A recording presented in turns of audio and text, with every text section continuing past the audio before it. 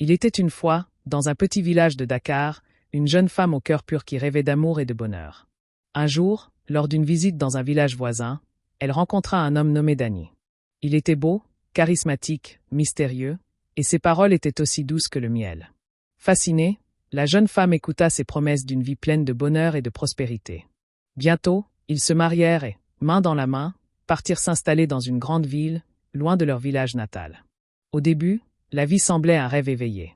Dany se montrait attentionné, généreux, et la jeune femme croyait avoir trouvé son prince. Ils achetèrent une jolie maison et commencèrent à bâtir de doux projets d'avenir. Mais le bonheur fut de courte durée. Peu à peu, Dany se mit à disparaître des nuits entières, sous prétexte de mystérieuses affaires. Lorsqu'il rentrait, une étrange odeur de soufre et d'herbes sèches flottait autour de lui, mais la jeune femme, par amour, ferma les yeux. Quelques mois plus tard, la joie illumina leur foyer. Elle était enceinte. Mais cette lumière fut bien vite étouffée. À peine la vie avait-elle commencé à grandir en elle qu'elle la perdait, sans raison apparente. Encore et encore, la douleur se répéta. Les médecins restaient impuissants, les analyses étaient sans réponse.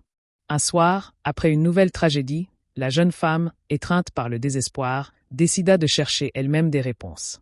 C'est alors qu'elle entendit un bruit étrange derrière une porte que Dany lui avait toujours interdit d'ouvrir.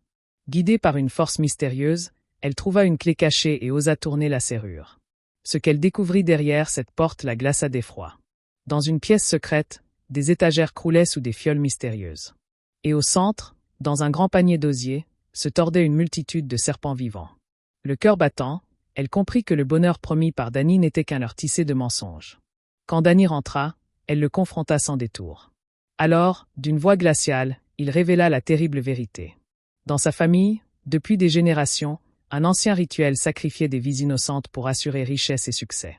Le serpent, disait-il, était leur gardien et leur malédiction.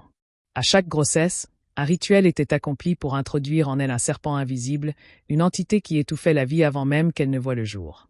Terrassée par l'horreur, la jeune femme refusa d'accepter ce destin que Dany appelait inévitable. Quand il lui interdit de rompre ce pacte ancestral, elle sut qu'elle devait fuir pour survivre. Dans la nuit noire, elle quitta la maison maudite, emportant avec elle la peur et la colère. Avec l'aide d'un guérisseur spirituel, elle découvrit l'ampleur du mal qui l'habitait. Le serpent n'était pas une simple croyance, il avait réellement pris racine en elle, tuant ses enfants avant même leur naissance. Le rituel d'exorcisme fut long et douloureux, mais enfin, elle se sentit libérée. Depuis ce jour, la jeune femme vit loin de Dany et de ses ténèbres. Même si les cicatrices invisibles de cette épreuve la hantent encore, elle a retrouvé la paix et la force de croire en un avenir meilleur. Elle partage aujourd'hui son histoire pour que nul n'oublie. Certains rituels, dissimulés sous de belles promesses, ne sont que des chaînes de malheur.